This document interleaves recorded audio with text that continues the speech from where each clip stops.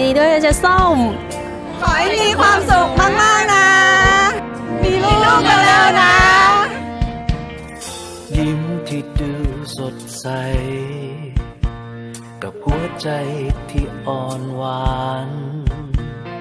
ท่าทางเธอแบบนั้นดูเท่าไรไม่เคยเบื่อแม้เวลาจะพ้นไปนานสักเท่าไรเธอยังคงสดใสได้อย่างเหลือเชื่อ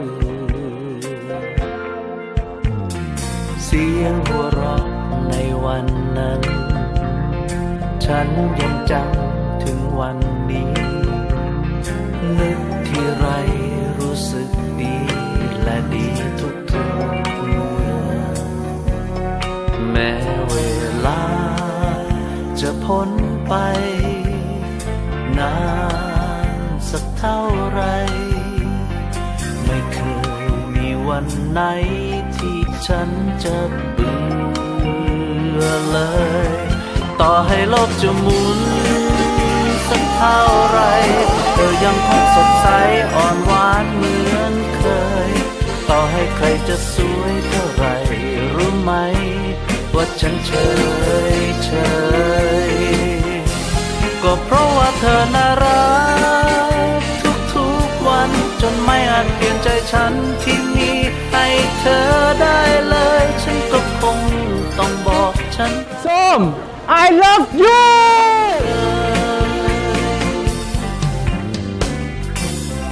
ทุกอย่างฉันดูเหมือนฝัน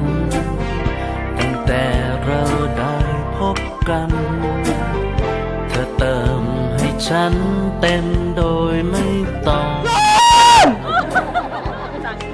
รักนะครับ ลาจะพ้นไปนานสักเท่าไร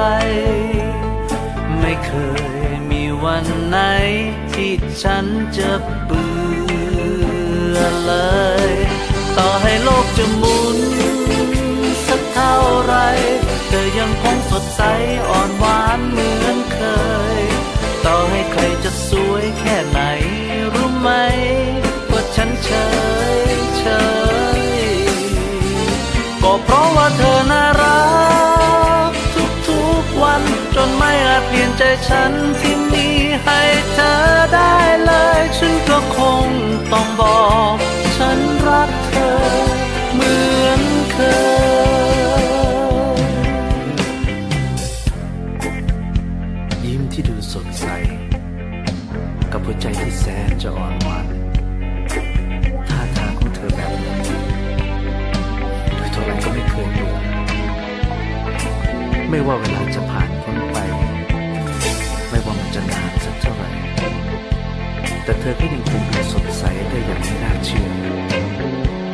เสียงหัวเราะในวันนั้นฉันยังจำได้จนถึงวันนี้นึกทีไรก็รู้สึกดีและก็ไม่เคยมีวันไหนที่ฉันจะเบื่อ